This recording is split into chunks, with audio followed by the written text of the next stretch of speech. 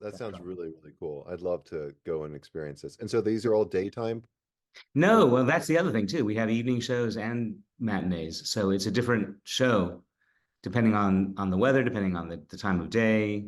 We have different audio cues that are given. We have different lighting cues that are different that are given each day or each performance. And then, if the weather's so bad and we actually can't perform outside, then we have different blocking for those scenes that happen inside. Hmm. So they always keep us guessing. Well, that's good. So there's a healthy dose of healthy amount of improv that's Yeah, occurring. I mean, much like a ride across Maine, improvisation and flexibility is key. Yes, certainly. That's a good segue. So it's Yeah. 12:02. Let's begin. Hi, everyone. Good afternoon, and welcome to today's webinar. We're going to be talking with Todd Cerveris today about his journey as a professional actor, professional photographer, and also working as an avid cyclist who enjoys bike touring in different places with the combined effect of raising money through his pedal strokes. So everything from identifying where the money could go as what who should be the donor, the recipient. Where can donors be found? How do you handle the money? How do you make sure you're thanking everyone adequately? And then there's just going to be a great story embedded with everything in it, because we're talking about Todd's journey when he rode from Bar Harbor to Quebec City last fall. And so my relationship with Todd began last, I guess it was sometime in the summer, when Todd connected with the Bicycle Coalition in Maine and was looking for advice on like how to string a route together that would go through Maine and fulfill his quest to do this fundraising ride. And so we've had a good conversation since then. I got to meet Todd as he went through on that ride. So I'm really looking forward to doing this talk with Todd, because I think each one of us that's on this call probably has some interest in at some point, or has at some point been in a ride that involves some sort of fundraising. It can feel really daunting. And I think what we can learn from what Todd will talk to us about is that the benefits of doing these are really pretty magnificent as well. So that's today's topic. Before we get too far into that, I do want to thank Tandem Coffee. Tandem Coffee is our webinar sponsor for this entire series that we do in the winter and into the spring. They have 2 locations in Portland, delicious coffee, more delicious even pastries and other baked goods. So if you're in the Portland area, you can get some of that fresh baked stuff. If you want to order some good coffee, you can do that from anywhere in the world through their website. So thank you, Tandem Coffee. My name is Eric Da Silva. I help manage the education program at the Bicycle Coalition of Maine. And the Bicycle Coalition of Maine is the statewide voice for education and advocacy in the state of Maine. We do a lot of work, everything from talking to kindergartners and encouraging them to be great bicycle riders and to choose active transportation, to speaking with adults about how to drive safely near vulnerable users and working with municipalities to make infrastructure better for everyone. Thank you for supporting the BCM. I'd like to welcome Todd, and Todd's got some great slides that he's going to bring up soon. But maybe Todd, just to begin with, tell us a little bit about what brought you to the BCM in the first place. Well, like you said, what brought me to BCM was route advice initially. When I made my initial decision to do the bike ride in Maine, it grew out of having done several other rides.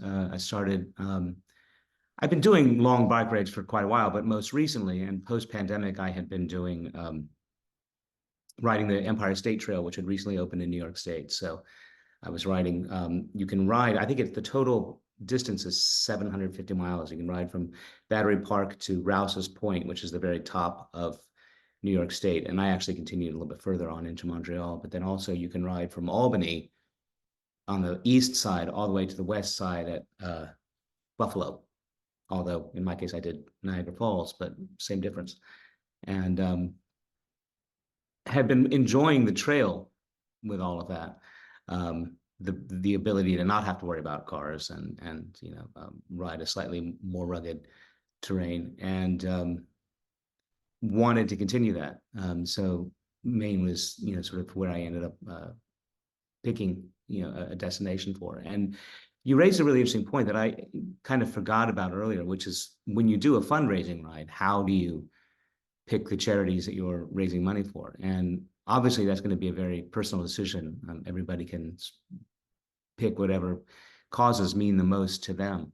And there are factors that would probably go into considering that. One of them are things like how you're going to handle the money. And why that matters is a lot of more established recipient organizations will have their own portals by which people can make donations directly to the organization. If people are just writing you a check, you end up with $500, $1,500, $5,000 in money, which in tax purposes, you're getting all this money and then you're making a donation. You've got to figure out where the money goes. And an organization that has its own portal can allow people to make donations in your name, but the money never touches your accounts. So it's easier in that respect. And then, which organization is important too. In my case, I chose World Bicycle Relief and the National Multiple Sclerosis Society. World Bicycle Relief, because I just think what they do is tremendous and simple and effective. They build bikes. It was initially started by SRAM bicycle parts in response to a tsunami that happened in Sri Lanka. And basically what they do is they build these really reliable, really simple bicycles and make them available for people in developing nations, school people, school kids, teachers, medical professionals, entrepreneurs, that kind of thing. And it's the simplest thing in the world. Give them transportation and you instantly improve their lives, and low cost, reliable transportation. So young women can get to school without threat of assault in the early morning hours or later in the evening. Medical professionals can widen their scope of influence immensely by having a bicycle. Entrepreneurs can also likewise widen their markets and serve a much greater community. So I mean, there are as many ways to use a bicycle to improve an economy, especially a developing economy, as you can possibly imagine. So I like World Bicycle Relief for that reason. And then National Multiple Sclerosis Society, because I actually was diagnosed with multiple sclerosis in 2004. I'm fortunate to be in a state where my symptoms are modest enough and manageable enough that it doesn't really affect me, and obviously doesn't prevent me from doing a long bike ride. But I've had my episodes, and I'm aware of the possibilities of where it can go. MS is a really interesting condition right now, in that there is a lot of research being done and there are a lot of advances being made, and I wanted to be able to support that scientific research and community development and that kind of thing. My father-in-law has MS, and Sorry? he's in a wheelchair. He lost mobility in his legs I'm sorry. 35 years ago. Mm-hmm. But I'm I'm actually surprised this is the first that we've talked about this. Yeah. I'm really, really happy for you that you found a way to mitigate it. And are you on medication to stop its I progression? take weekly injections, of an interferon. And that's your father-in-law's experience mirrors exactly what a friend of mine who is a neurologist told me very early on when I was initially diagnosed and trying to get the lay of the land. He said, saying you have MS actually is kind of like saying you have a red house. It's as accurate as it is vague a description. And it can manifest in a number of different ways. And the strange thing about MS is that it has so many weird and apparently unrelated symptoms that it can be hard to diagnose for a long time. And while the condition is continuing to put damage and stress on your body until you're able to get the proper treatment. Typically, diagnoses have happened by a sort of aggregate of symptoms.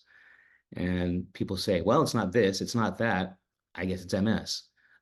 Because there's no specific test, or there wasn't a specific test. They have gotten much closer to having a specific.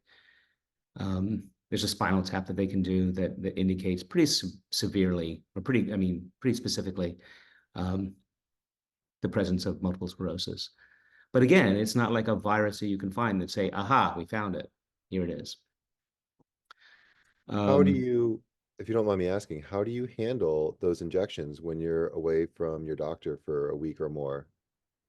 That's a great question. And in fact, when I was on my ride, I met another rider who has a psoriatic condition where he also has to have injections that he takes on a regular basis. And like me, his injections need to be refrigerated. And he was riding actually across the country. And I said, so how does that work? In my case, I was fortunate. I can skip a week and be okay. So if I'm doing a 2-week ride, I do one shot the day before the ride, and then I do one as soon as I get back from it, and I skip the week. My doctor isn't thrilled about my doing that, but he said if now and again you miss a shot, it's more about the regularity, so that's fine. In this other cyclist case, he has done what I've done in the past, where you have a small thermos, like a little espresso-sized Starbucks thermos. You put some of the shots, some of the injections in there. They're usually pre-filled syringes, and you can add some ice or very cold, a cold pack or something, and you keep the thermos with you on the bike. And then you'll pack your needles and your alcohol swabs and Band-Aids and whatever else you might need, wherever else you put all your other stuff. But it's one of the many challenges, and it's also not an insurmountable one either. And like many of them, I also found out, one of the things I was considering was possibly just having people send me stuff along the way. If I were to do a long ride, another option would be to have somebody ship some medication to me at points along the way, much like people do with if they're walking the Appalachian Trail, they'll have stuff sent to them at certain points along the way. So that would be another option. Yeah. Oh, well, it sounds like you've figured it out, at least for now. Yeah, I think the rule of thumb is don't look at the whole problem, look at the steps along the way and figure those out. Don't try to solve the whole thing all at once. Well, would you like to Shall start I do your my slide thing? deck? Yeah. Let me see here. All right. So, okay. So yeah, in planning the ride, I like to name my rides. It gives it an identity. It gives me a way to talk about it. Sometimes can make it look like I'm part of a larger event too, and sometimes that makes people sort of pay a little bit more attention to it along the way. But yeah, Shortest Seaway 2023 was a self-supported solo trip. The initial route was 625 miles. Actually, it worked out to be about 675 miles, probably because of wrong turns and just little side trips along the way. I did it in September, which seemed to be the best time, one of the best times to do a ride like this, given that I'm out of mosquito season and black fly season before the really hard weather of the winter sets in. I did, however, run into some hurricane issues and storm issues, which I'll talk about later. But if it's not one thing, it's another. So you always have to sort of figure things out. The first question is, why did I even think I could do a ride like this? I've always been a cyclist, and I've had been riding my bike a lot, but saying, I'm going to take a 20-mile ride on one day and deciding I'm going to take a 675-mile ride over a couple of weeks is a different thing.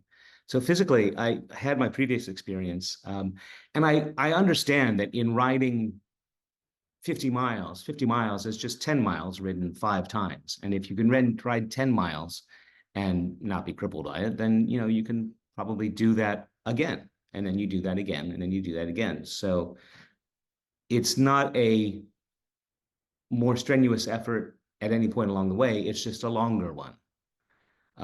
Also in speed, if you are riding 45 miles and you ride 15 miles an hour, it takes about 3 hours. If you ride at 12 miles an hour, it takes 3 hours and 45 minutes. So the difference between 3 hours and 3 hours and 45 minutes is much less than the difference between 15 miles an hour and 12 miles an hour. What I mean by that is if you just ease off a little bit, you don't have to kill yourself, and you'll be able to get stuff done that you didn't think you could do. Mentally, how do you survive for 12 days on a bike? I had podcasts and music, that kept me busy, kept me occupied.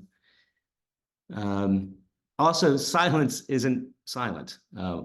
I was surprised how many times I would get on my bike and start writing and realize I hadn't turned on any podcasts or any music. And I was just sort of thinking and listening to the wind and watching the countryside go by. And, stuff comes up that you have time to think about on a more deep level that you might not otherwise have been able to do. And that was also something we all learned during the pandemic. The restlessness of the pandemic allowed, I think, everybody to go a little deeper, and I wanted to continue to do that. I also, after the pandemic, wanted to get out a lot. and even with the pandemic, a long bike ride is a good way to stay out of the way of various viruses and such, because most viruses don't travel at 50 miles an hour. Financially is a big issue too. Cycling doesn't have to be an expensive thing. It can be easily, but you can just take whatever equipment you have, maybe give it a shake and a lube, lube on the chain and brush off some of the rust, and you're good to go. When I did one of my earlier rides, I stopped off at a bike shop to get some tubes or something, inner tubes, and a guy said, "Oh, I love that bike. It's a nice bike. It's a nice retro choice, And I said, "It's not a retro choice. It's just my bike." It was a 20-year-old Bianchi that I love and is a great, solid, reliable bike, but it's definitely not cutting edge by any stretch. So he thought I was doing something vintage, and I said, "No, I'm vintage," and my bike just shows it. Housing, if you're going on a multi-day ride, you can be really creative. There are options for either bike camping, staying with host families through an organization called Warm Showers that I'll talk about later. There's also motels and Airbnbs if you want. Too many of those becomes expensive after a while, but you can also find good deals, and hostels you can stay at. You can also, I have reached out to churches to ask them if I could camp in their backyard along the way. I have reached out when I was doing the Erie Canal Trail. I was able to camp right outside the dock operators' offices. And they just think that's kind of a cool thing, when people find out what you're doing. They want to help you, and they want to find a way that's not going to, be a huge financial investment on their part, but if they can just give you a room, or you have a friend of a friend who says, "Yeah, you can crash on our couch in the basement, that's fine." It sounds like, Todd, that if I were going to go up to the dock operator and Yeah, say, "I'm just riding across the country, can I crash here?" That wouldn't sound quite as appealing to that person if instead I had said like, "Hi, I'm riding across the country to raise money for such and such an organization." All of a sudden, you've really like unlocked a couple doors there just by sharing your mission. Do you that's find that right. that's true often? That's right. Yeah. And I'll talk about that a little bit later too. One of the things about fundraising is it justifies an awful lot, and it validates an awful lot. It gives you a purpose and a reason for doing something which can otherwise just feel like an indulgent, fun trip. So it becomes not just about you. But that's a really good point. Previous experience, I had done group rides for AIDS fundraisers, Boston to New York, that was 250 miles, Fairbanks to Anchorage, which was awesome. The turn sheet was about this long. So it was like turn left, ride 70 miles, turn right, ride 90 miles. All of those things, I was riding with the group. I had gear was transported, meals were provided, roads were blocked off, had support crew, like it couldn't have been easier. When I started doing solo rides, I rode New York to Montreal was my first one. My wife was my support crew. She drove the 70 miles that I was riding each day and would just meet me at the end, but she would be carrying all my bags and everything. We ate at restaurants, stayed at B&Bs and hotels, and I was on the trail, the Empire State Trail. Niagara Falls, same thing, except she couldn't come with me, so I had to carry all my stuff. So I started learning how to pack on the bike, and I started exploring things like warm showers and host families along the way. So what led to you leaving? Because this is actually one of my questions, was Yeah. there's a team effort in fundraising, and that's these big group rides that we see all over the country. Many of us have participated in. It sounds like you were involved in a couple. And then there was this transition to doing these solo fundraising rides. And was that related to looking for that silence and having time to be introspective? It probably was. It probably was, but also sometimes the rides just don't go where I want to go. They're not as long as I want to do. If a lot of the group rides that are fundraisers are terrific, but also part of what you're paying for is all the group structure, all the transport, the meals provided, and the support crew and all of that. And I wanted my money to go directly to the organizations. Um, Also, I wanted a little bit more of a challenge. A lot of times group rides are just roads that are blocked off. I wanted to start doing some trail riding. And I'm sure if you continue to look, you can find those kinds of things. But finding those that are also a fundraiser and are also, a good weather situation that you want to take advantage of, it can be a little challenging at a time. So, and something about saying, I'm going to step out of the door of my house and I'll meet you in Montreal is kind of appealing. So anyway, when I was looking for where to go next, I was looking at various things I had to consider. I wanted to have safe routes, trails primarily. I wanted a varied terrain, and I wanted to be able to get there and back easily, not having to take a plane or something. Um, a lot of cars. I didn't want a lot of cars. I didn't want it to be too hot, and I wanted long stretches where I could just sort of ride and think. Um, Little trees, little water, some small towns, some camping, nothing too urban. So I looked around and then apparently I was heading to Maine. That was how I put all that together. So that was the route that I put together. And that was where Eric, you and I started talking, because I started reaching out to organizations in Maine to find out where I could go, what the direction, what the reasonable routes were. And you were the one that suggested that I go through Baxter State Park, which I'm really glad I did. That was terrific. You were also one that said, oh yeah, that whole big part of Maine, the northwest section, can't ride through there. I kept finding roads and saying, what do you mean I can't ride through there? You're like, that's logging trucks. Even if you do get through, they will kill you. Which, I see now why you said that. Yeah, we're working on that. One day, I am optimistic that we will be able to bicycle through that part of our state. Yeah. Yeah, I mean, it was beautiful. And I definitely got a good flavor of that when I was riding through Baxter. And then also another friend of mine had told me about the sunrise on Cadillac Mountain. And I said, well, I got to start my ride on Cadillac Mountain. That sounds great, on a sunrise, or on a sunrise. At dawn. Sunrise. Thank you. I feel like Porky Pig. Thank you. Why make it a fundraising ride? We were talking about this. I'd had previous experience, AIDS rides, MS fundraisers, team in training, which is for leukemia. So I knew a little bit about how these things go. Like I say, it provides a structure to what you're doing, and also provides a bit of a commitment. Um, if you say I'm doing this ride and I'm doing a fundraising ride, you're telling people that you're going to do this thing. You're talking about it a lot. And so you're likely to do it. If I make the decision, I'm going to go on this long ride, and then maybe I'm just not quite feeling it, or it gets a little difficult, or I'm getting kind of tired, I might be inclined to cut it short or bow out of it, which would not be the worst thing in the world, but having the impetus of the responsibility of fundraising pushes you a little bit further to go a little bit more than you might otherwise. Also, like I say, it gives you permission. Gives you permission to ask the dock operator at the canal if you can crash there outside. It gives you permission to post a lot of stuff and talk about it on your social media and not look like you're just bragging or talking about yourself all the time. And gives you permission to take the time off to make the investment, to invest in yourself. It's funny that we need permission to invest time in ourselves and in our own experiences, but sometimes we do.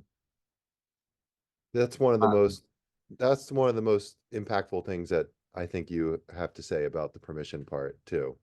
Yeah. It's so incredible that we can feel guilt so easily just for taking care of ourselves. Yeah, a 2-week bike ride. And somehow I need permission to do that, but I do. Hmm. Exactly. How do you ask for money? How do you make it a fundraising ride? It's a good question. Like I say, the recipient organizations are things that you want to think about where you're going for. And I know people that have done fundraising for, a friend who's going through chemotherapy and they have their family needs help.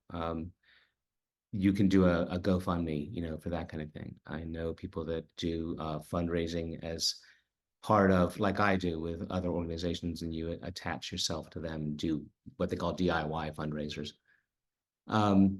Goals, plan the fundraising goal and the target for when you're going to do the event. It gives you permission and encourages you to make more publicity about it, to establish a public presence about the ride.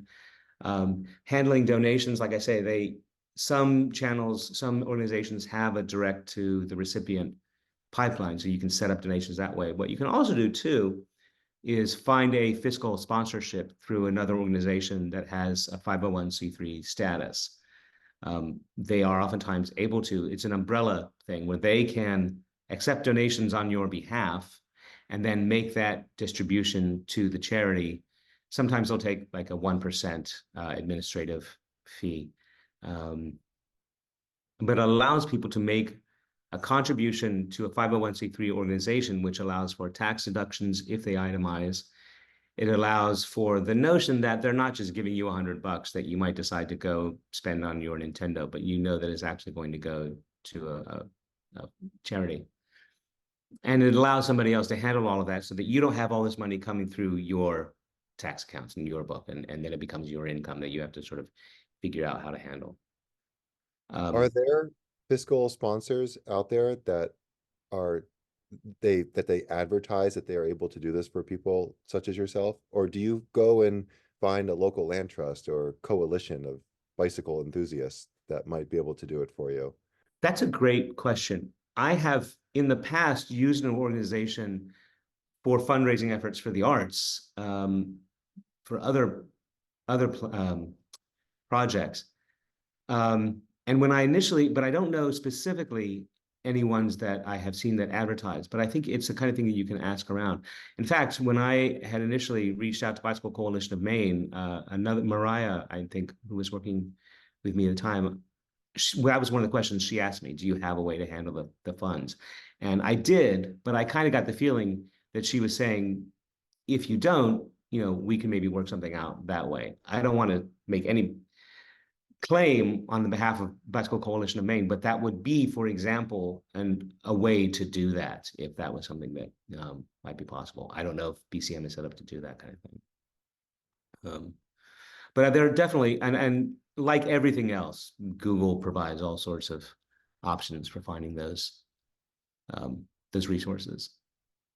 One of the things you want to ask too is, what are the donors getting back in return? You can have parties and events. You can have, just like they used to have rent parties, you can have a house party and people can make a donation that way, and that can be kind of fun. You can have a little bike race on your own, and people can make contributions in that respect, and take part in it themselves. You can have a raffle. You can give away T-shirts or other items that you might have, water bottles, but for bike rides, something like that. Lots of social media content. I'll address that in a little bit.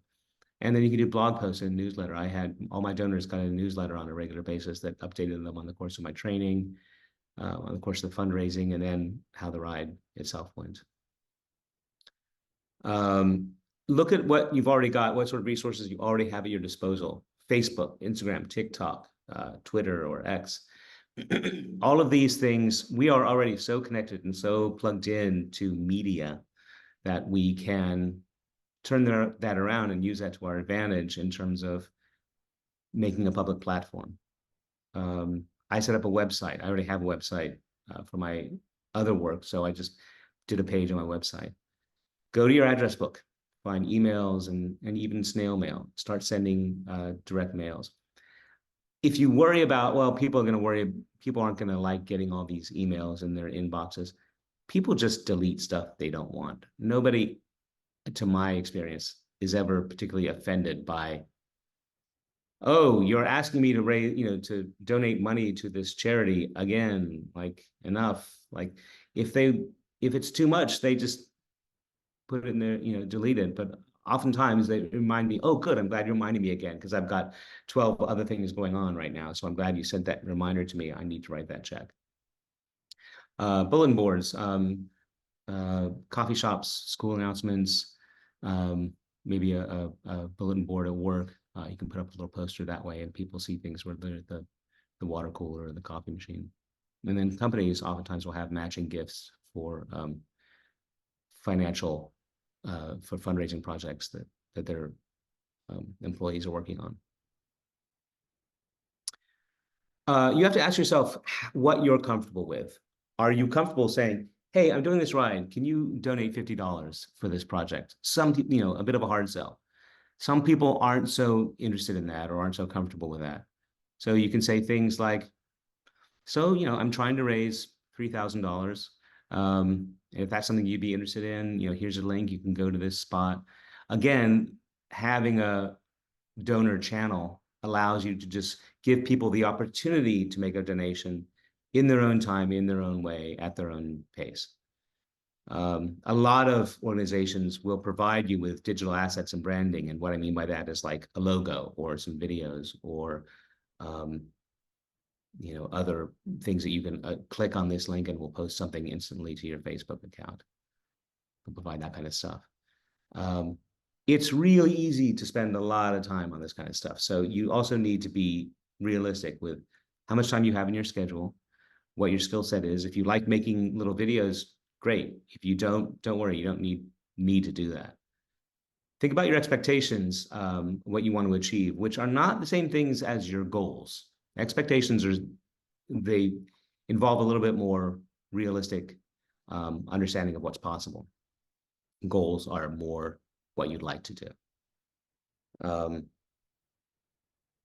Had a website that I set up that had, had my logo, a little goal that people could follow, various videos along the way that I'll show you in a little bit.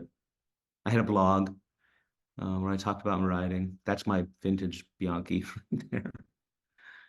And I had thank you videos on my Facebook to let everybody who had made a donation also have their time as well. And it would scroll a list of everybody that had made a donation, and everybody on my Facebook feed who saw my videos saw that. So people got public thank yous. And I think that really encouraged people. I actually had one guy say, yeah, I want to make a donation. I want to see my name in one of those videos. So ECM is a terrific. You can also do videos like these that I posted on my Facebook page. ECM is a terrific resource for and advocate of cyclists and pedestrians all across the state. They're committed to safe, healthy, and environmentally friendly commuting and recreation all over Maine. Eric is also a pretty great ambassador for Maine tourism. I spoke with him about what I can expect to see while riding through some of the parks there, and you can see how infectious his enthusiasm is and why I'm looking forward to this ride. I think you're starting in Acadia National Park. You're going to have a beautiful sunrise on top of Cadillac Mountain. So my name's Dana Mealy. I'm the president of the Greater New York City Long Island chapter at the National MS Society. And is the National MS Society a fundraising organization or a service organization, a lobbying group, support network, resource for patients? What does it do? D, all of the above, Todd. So I spoke with community marketing associate Alex G, who told me a little bit more about the organization and its mission. We are a global organization working to deliver a sturdy-made bicycle into communities where transportation is a challenge.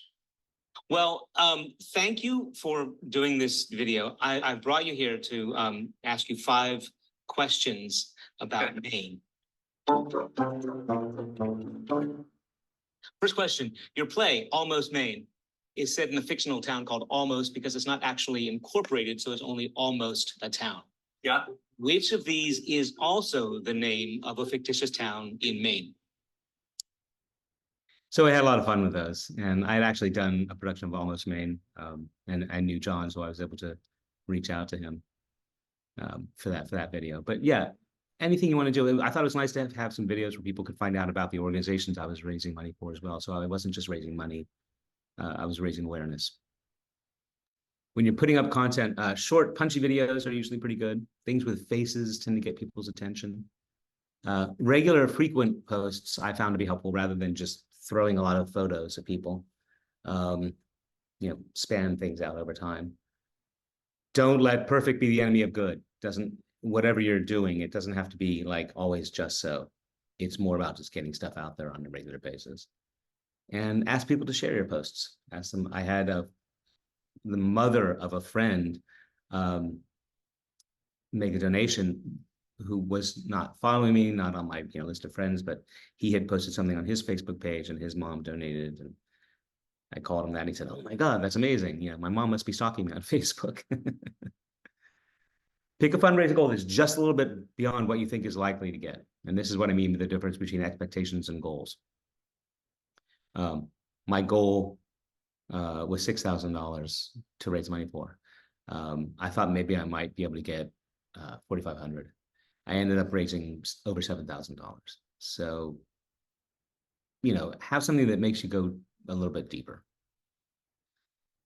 One thing to keep in mind is that donations are not a measure of your friendships. People will give if they're of a mind and of a financial position to do so. If they're not, it doesn't mean they don't love you. It doesn't mean they're not your friends. They just aren't in a place to do that right now. So don't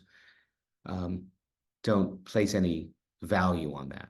And that, I think, because I know that because I have been asked to contribute to a fundraiser at times, and there are times when I happen to be more flush and I will do so. And if I'm not, not able to do so, but it has nothing to do with how I feel about the person. Sometimes it has a little bit more about how I feel about what the purpose is that they're raising money for, but it's not a relationship of a measure of the friendship. Planning the route, search for bike organizations, bike shops. Google satellite view can be helpful to find out what the roads actually look like. Call local bike shops, organizations, weather reports. Ride with GPS is a good way to plan your route. Warm Showers is a great organization. And there are a bunch of these things that I have listed that in that show notes document, Eric, that I provided to you. But they're an organization that helps people provide housing to traveling cyclists. And it's amazing. It's a global organization, and it's really great. You meet some really interesting people and hear some really great stories that way. Do you want to go camping? Do you want to look for Airbnbs or hotels? When I was doing the Empire State Trail, I started reading Facebook accounts of other people who had been doing the trails. So I was able to find out what part of the route that I wanted to do or what parts of the route I wanted to avoid. And finally, after all that preparation, it's time for the actual ride. So I'll show some videos and still photos, but I thought I would take this time, Eric, if you had any other questions that you wanted to go over and wrap up about the fundraising portion of it all. Yeah, I think this is a quick question, but as you're receiving donations, how do you keep track of those individuals? That's a great question. And I just had a ledger. I had a little notebook on my computer where I, was able to write down everyone's contributions, their emails, whatever contact. I had a database so that anytime I would send an email, I would just send it out to all of those people. But just my own internal record keeping. I would get notifications from either World Bicycle Relief or the National Multiple Sclerosis Society that a donation was made. And with that notification, I would get the information of how to contact them and send them a thank you and all that kind of thing. So I just recorded that on a file on my computer. Okay. The other question I had regarding looking for fundraising for people to give is how do you approach balancing? I'm going to ask some families I know, some friends I know, versus I'm going to ask look for some corporate sponsors that can give thousands, not tens or hundreds of dollars. How to do that? Yeah, well, how do you go about, like, it seems very tempting to, like, okay, I'm going to ask like Anthem, like a insurance company, and they're going to give me Yeah. like $2,000 just like that, versus Yeah. I'm going to ask 200 people and they're going to give me $10 each. So That's a great question. I don't have a ready answer for that. The most accurate, the most encompassing answer I can give is that's going to be up to your own creativity and connections. If you have anybody that works in the organization or has any connection to the organization. I would also say that a lot of organizations and not just Anthem or whoever else, but your local bike shop or a your local bowling alley or something. They might want to have some advertising on your website. Or they might be interested in kicking in. Also, a bike shop might be able to give you free tune-ups on your bike while you're doing your training. That is no small matter. Or they might be able to give you tubes or other gear for your ride. But in terms of reaching out to corporations and trying to get corporate sponsorships, I would say the more professional and prepared your initial pitch, and brief but to the point, your initial pitch would be helpful. And then like everything else about doing a ride like this, it kind of seems like you don't know how you're going to do it until you just start taking one step after the other, and then that gives you an idea. Oh, someone says that I should reach out to this organization because they're really more inclined to do that kind of thing, so then I go to that spot. But you're going to have to just use your own creativity and your own ambition to find those. all right, well, thanks for answering that. Yeah. Does anyone else have any questions at this time before Todd continues? Feel free to put them in the chat or unmute yourself if you do. Go ahead, Todd. Cool. So it all started with a ride up Cadillac Mountain. I left because I was going up a mountain, I left my bags back at the hotel that I'd spent the night before, very early in the morning, before the sun rises, because I'm trying to get up to the mountain before the sunrise. And GoPro does this really cool thing where they edit your daily footage if you upload it. So and then they add this little music to it. So this is this little video that got provided for me, but it's kind of interesting because it reminds me a lot of the initial effort of all the fundraising and everything. It kind of feels like the rides never really started, much like the initial ride up the mountain. Then going down, I found it was kind of interesting. I wanted to go faster, but it would be easy to go way too fast. And also, you want to pull over to the side of the road a lot of times because you've got cars that are coming. But of course, it was Acadia National Park. And beautiful everywhere I went.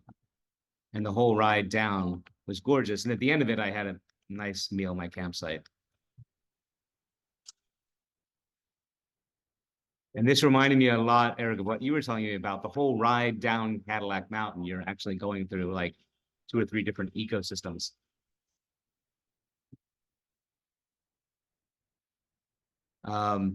Some shout outs I wanted to give to bike shops along the way. In Bar Harbor Bike Shop, they helped me with getting some sealant for my tires and getting some lube set up for my chain. Gotten a little dry. In Orono, Rose Bike did some repair work on my pedals, and they were incredibly helpful. Also, I like stopping up bike shops along the way and hearing about what the concerns are in that part of the country. People will give you advice like, oh no, you don't want to use this kind of lube. That's for more dry conditions. You want to use this because it's going to be wetter where you're going, that kind of thing. got to Bangor, had a great dinner at Korean Dad Barbecue. And I want to give them a shout out. Eventually, I made it to Millinocket and stayed at the Appalachian Trail Hostel, which I highly recommend if anybody is anywhere in the area. One of the best hostels I've ever been to. And I got some more help from the Katahdin Gear Library as well, which I think is a great organization. I was trying to duck some rain. I actually spent an extra night in Katahdin because I had one of 3 storms that was passing through. And I had booked my campsites 2 days with 1 day overlapping. So I was going to be camping in Baxter State Park, but I knew that if I didn't get this day, I could get this day. But if I had gotten this day, I could then go to that same day, I could go to the other campsite. That makes sense. Riding along Baxter State Park was gorgeous. And you have this ring road that goes all the way around and is just this gorgeous, long, rugged trail. And it was great because it was a little misty, a little rainy still, but I was able to avoid it a lot because of the canopy. And this just kind of went on and on and on. When I All right, I'm camped, gonna take you on a little tour of the campsite. Annoying. Usually it's either rain or mosquitoes, but I love this, Todd. so I was getting both. I was getting the full Maine experience. okay. So I sprayed myself down with DEET, and I'm wearing this net, and I should be good. And I was actually. I looked kind of foolish, but I was very comfortable. It's actually very warm and dry inside.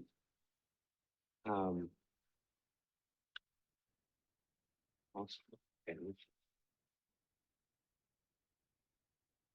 you can see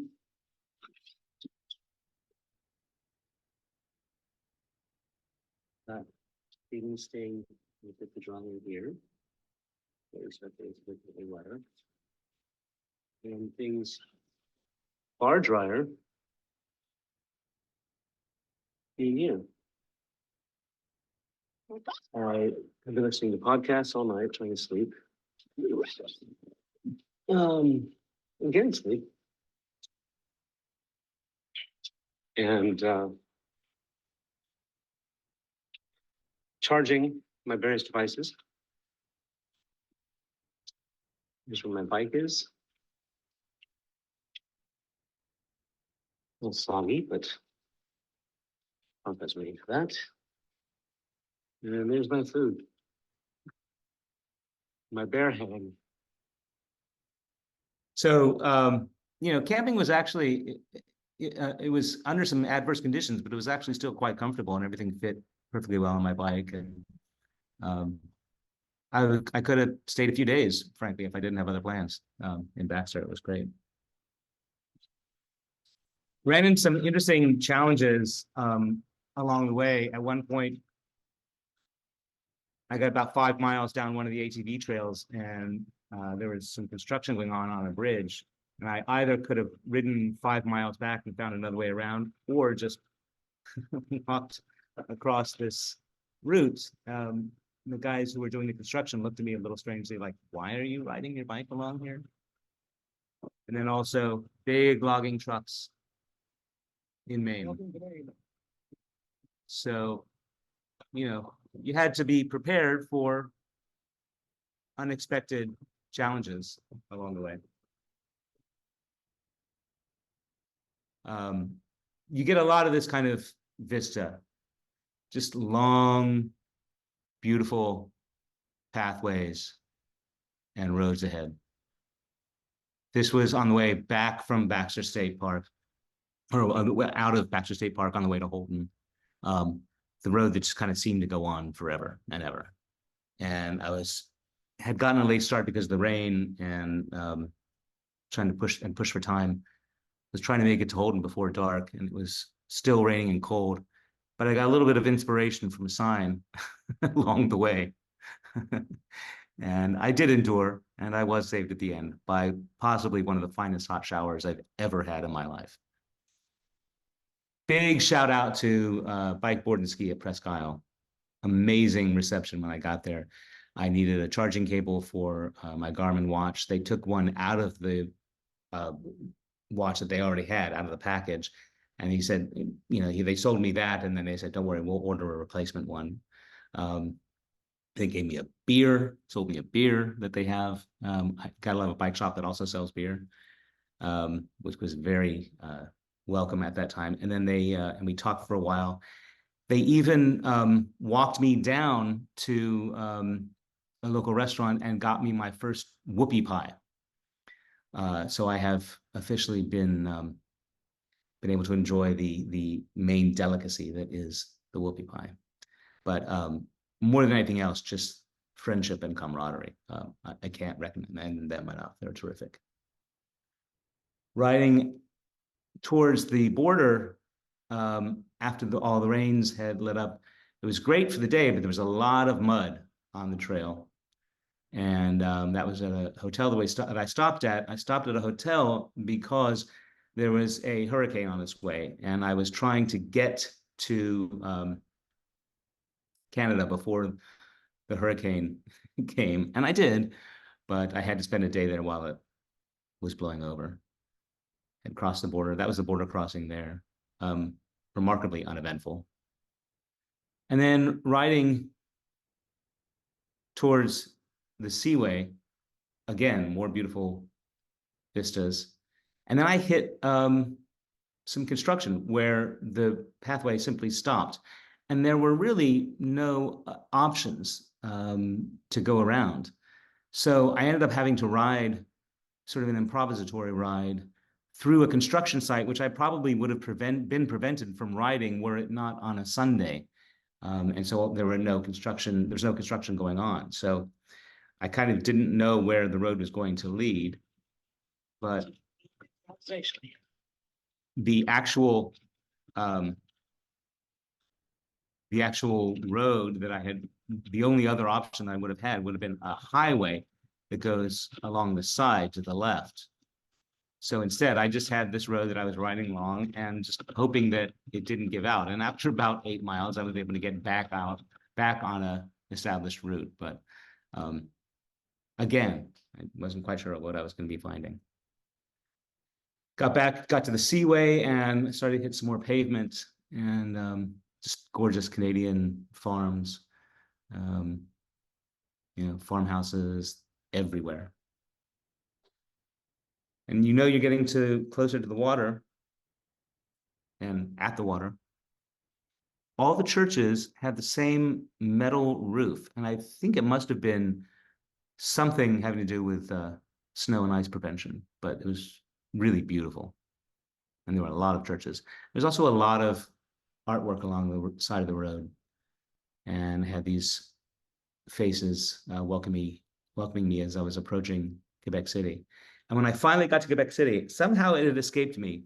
I thought there was a bridge that I was going to be running across. But in fact, it was a ferry that I almost missed, was able to get a ticket for at the last minute. Had to walk my bike down the ramp, down the gangplank, the gangway. And so the last part of my ride, I didn't actually ride, I was floated across. Very kindly fellow took my ticket here. You're welcome. Started hearing a lot of French accents, dusting off my high school French. And there you can see in the background is the hotel where I ended up in, the Chateau Frontenac, and made it to Quebec. And found a great little Airbnb where I spent a very restful evening. So final analysis, one of the things I would say about fundraising is it sustained me as much as it allowed me to give back. The whole fundraising element was a big component of strengthening my resolve and my confidence. Any rule that I had is any branding or promotion I had to do had to be fun. I wasn't going to turn this thing into a task. I wanted to make it an enjoyable thing. Flexibility, having that built into the plan was key. Flexibility with schedule, flexibility with my route. I did change my route a little bit based on some road conditions at the time. Sometimes I would cook my own food. Sometimes I would, get something at a convenience store along the way. I don't think I went to any restaurants per se, but would have if that was an option. Layers. That's all I can say. Layers and waterproofing and merino wool. And also there's, you've got to be prepared for all kinds of weather. Redundancy is reliability. If you have an extra set of batteries, an extra cable, whatever, an extra valve core, an extra inner tube, just an extra. I mean, yes, there will be resupply points along the way, but it's always good to have some backup of at least the small stuff. And one thing to keep in mind is I did this ride for the experience, not for the content. You can take a lot of great photos, you can do a lot of great videos, but ultimately it's for the trip itself. So it's very easy and tempting to be concerned about, where am I going to get the great shot of X, Y, Z? It didn't matter so much. I had the experience and I was able to tell people about it, but I didn't need to have like that perfect selfie. So that's that. That was my trip. Thank you, Todd. That was really fun to watch. You put it together very well. Thanks. Appreciate the work you put into that. Thanks. So there was a question that came through. Thanks, Dan, for the comments earlier too. But Dan's asking, really just finds your trip really inspiring. And this is something we could put in our show notes, but maybe you could share it right now as well. Like, where is a good place for someone to go if they wanted to see more of the media that you put together or captured from the trip? Oh, good question. I just didn't put that in my show notes, but Well, Todd I could add it to the show notes for this recording. Yeah, you can find me on Facebook. You can scroll down on my feed, you'll find some of those things.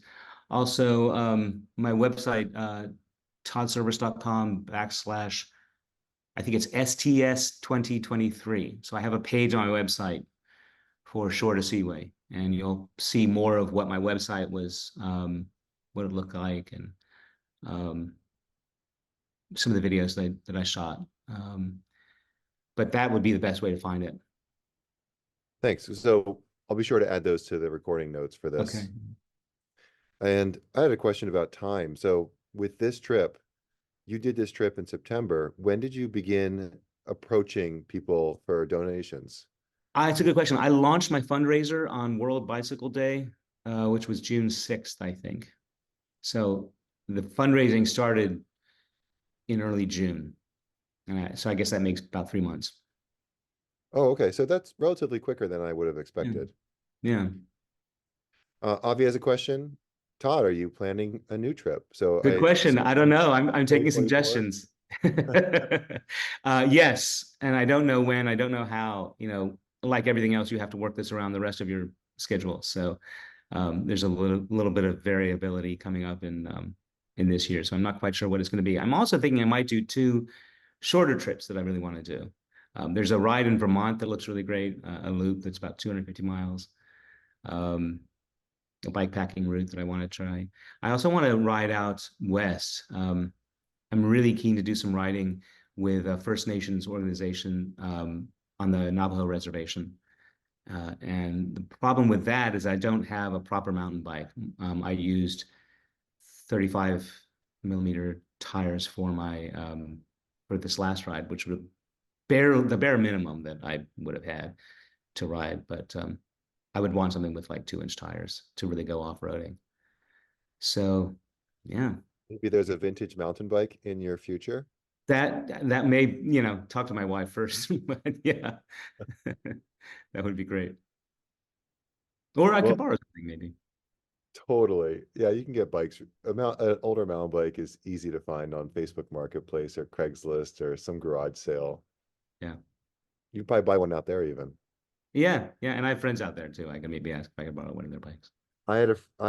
We have a family friend who did a tour in Cuba years ago, and he ended up taking a bike with him that he bought specifically for that event. And then when he left, he donated the bike to a family that he met along the way. That's great.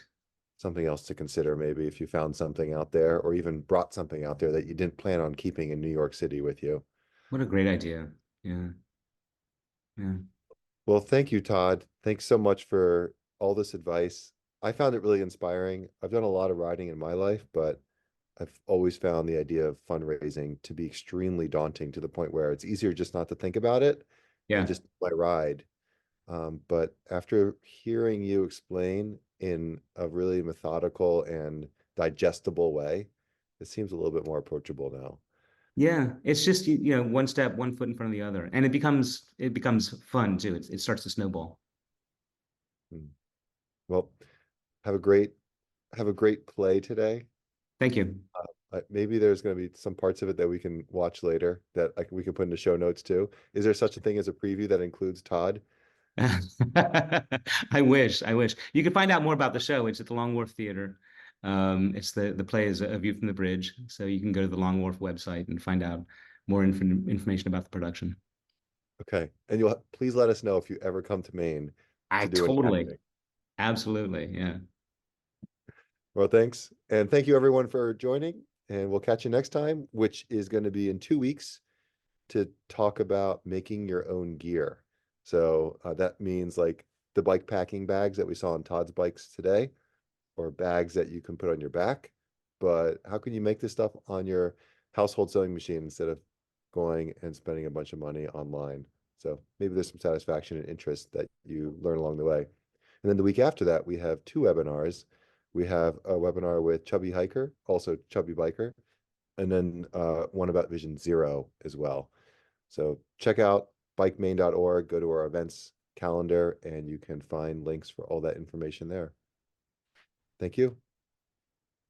Thanks a lot.